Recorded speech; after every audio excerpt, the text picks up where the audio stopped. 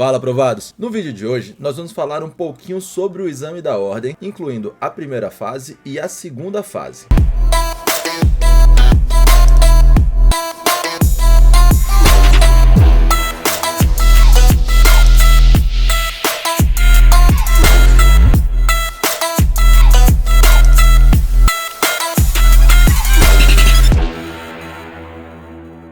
Antes de assistir esse vídeo, já sabe como funciona. Deixe seu like, se inscreva no nosso canal para ter acesso a todas as dicas, conteúdos e aulas. Siga a gente no Instagram, @deltathiagopaixão, dá uma olhada no meu site www.vocêraprovado.com e faça parte do nosso grupo aberto do Telegram, cujo link está na descrição do vídeo para vocês. Primeiro, o que é o exame da Ordem dos Advogados do Brasil? Todo mundo, quando se forma em Direito, para exercer a advocacia, tem que prestar um exame que pode ser realizado quando você se forma ou nos últimos semestres de sua graduação. Este exame é um pré-requisito para que você se torne e atue como advogado. Mas se eu não fizer o exame, eu não vou poder exercer nenhuma profissão, eu não vou poder atuar em nenhuma área jurídica? E a resposta é negativa. O exame é unicamente para você efetuar sua inscrição na Ordem dos Advogados do Brasil e para você atuar como advogado. Mas algumas profissões podem ser exercidas mesmo sem ter prestado a OAB. Por exemplo, para alguns concursos na área jurídica não se exige a prévia inscrição na OAB. Vou trazer alguns como exemplo: os cargos de analista judiciário dos tribunais, os cargos de analistas dos Ministérios Públicos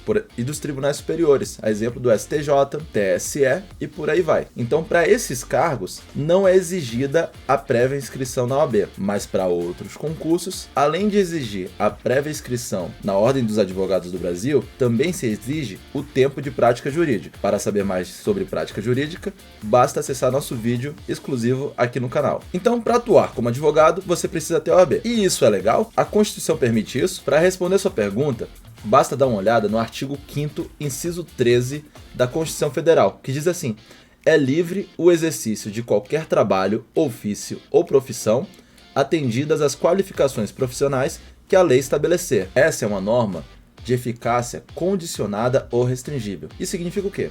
Ela tem aplicabilidade imediata. Caso a lei não estabeleça nenhum tipo de restrição, toda a profissão será livre. Mas o Estatuto da OAB exigiu a prévia aprovação no exame de ordem para você efetuar sua inscrição. Logo, isso é permitido constitucionalmente. E como é realizado esse exame? Há algum tempo atrás, cada seção da OAB tinha permissão para realizar seu exame, ou seja, cada estado efetuava sua prova. Depois aconteceu uma unificação e se estabeleceu que uma banca iria realizar uma única prova nacionalmente. E por muito tempo, o CESP, que ainda era CESP e não Sebrasp, foi a banca responsável por realizar o exame de ordem unificado. Hoje, cabe a aplicação do exame de ordem através da banca Fundação Getúlio Vargas. E aí, como é que funciona a primeira fase do exame da OAB? Na primeira fase, você vai prestar 80 questões objetivas, de múltiplas alternativas, no qual apenas uma está correta, e você deve fazer o mínimo de 50%, ou seja, acertar 40 questões. Isso é muito importante para a sua estratégia de estudos, porque vai definir como você vai se preparar. A OAB, o exame da ordem, não é um concurso. Você não precisa ter colocação, você não precisa atingir um mínimo de pessoas para ser aprovado. Você só precisa atingir a nota de corte, que já é pré-definida. Se trata de 50% da sua prova, ou seja, você precisa acertar pelo menos 40 questões e você estará aprovado para a segunda etapa. E para definir sua estratégia de estudo é muito simples. No exame da ordem, nós temos também previamente uma quantidade de questões para cada disciplina e principalmente uma reserva de questões muito grandes para Código de Ética e o Estatuto da OAB. Tanto o Código de Ética quanto o Estatuto da OAB devem se tornar leituras obrigatórias para o candidato que vai prestar o exame. Coloque debaixo do seu travesseiro e leia todo dia, porque são questões de graça para você. Se você estiver atento à legislação, você vai conseguir uma boa nota. E isso já vai te garantir um bom resultado. Já quanto às demais disciplinas, basta você olhar o quantitativo de questões. Estude aquilo que for menor em conteúdo e com maior quantidade de questões a serem respondidas. Por exemplo, constitucional e administrativo costuma ter uma quantidade razoável de questões e o conteúdo é menor do que civil e processo civil. Logo, dá para você fazer um estudo dirigido, trabalhando as disciplinas que vão cair mais. Nisso também, você já pode colocar uma estratégia para a sua segunda fase. Por exemplo, se você for fazer sua segunda fase em penal, você coloca, já no seu estudo para a primeira fase, penal e processo penal. E você pode até escolher, talvez descartar um pouco civil e processo civil, já que você não vai usar na segunda fase e apesar de ter uma incidência grande na primeira, você pode se atentar às outras disciplinas para não ter que estudar tudo e se preparar de uma forma mais dirigida. Lembre-se que você só precisa acertar 50%. E na segunda fase, como é que você se prepara? Tendo sido aprovado na primeira fase, você já vai ter um edital com uma datazinha definida para a segunda fase. E aí você tem um tempo prévio para fazer a revisão de todos os assuntos que você estudou da disciplina específica que você escolheu.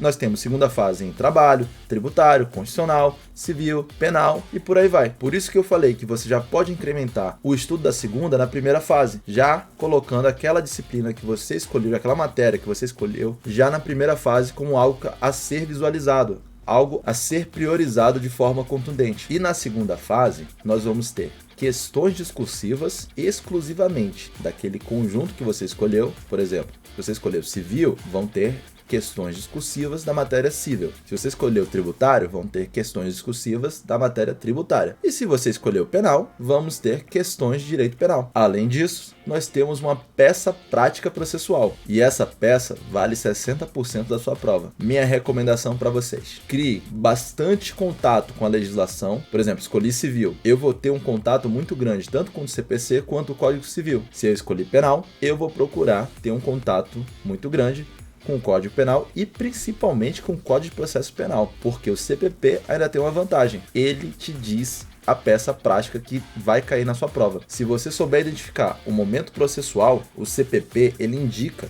qual é a peça disponível, qual é a peça aplicável àquele caso, naquele momento processual. Então você tem que saber identificar. Então você vai treinar, vai estudar sua legislação bastante e você vai treinar fazer peças. Treine o máximo que você puder. Treine peças cotidianamente. Tente fazer de 10 a 20 ou 30 peças por dia. É para fazer muita mesmo. Pegue um material que tenha casos práticos, modelos de peças e treine absurdamente para você conseguir visualizar as peças de uma forma automática. Você conseguir identificar qualquer tipo de caso. E claro, com isso você também vai estudando a doutrina e também treinando as questões discursivas. A segunda fase da OAB é prática e a melhor maneira de você aprender é fazendo. É treinando tanto questões discursivas quanto treinar fazer peças. Pode fazer assim que eu garanto a sua aprovação. Bom, aprovados, espero que tenham gostado desse vídeo. Qualquer dúvida é só mandar @delta_thiago_paixão. Se gostou, deixe seu like e se inscreva no nosso canal, onde você vai ter acesso a mais conteúdos, dicas e aulas. Dá uma olhada no site www.voseraprovado.com e faça parte do nosso grupo aberto do Telegram.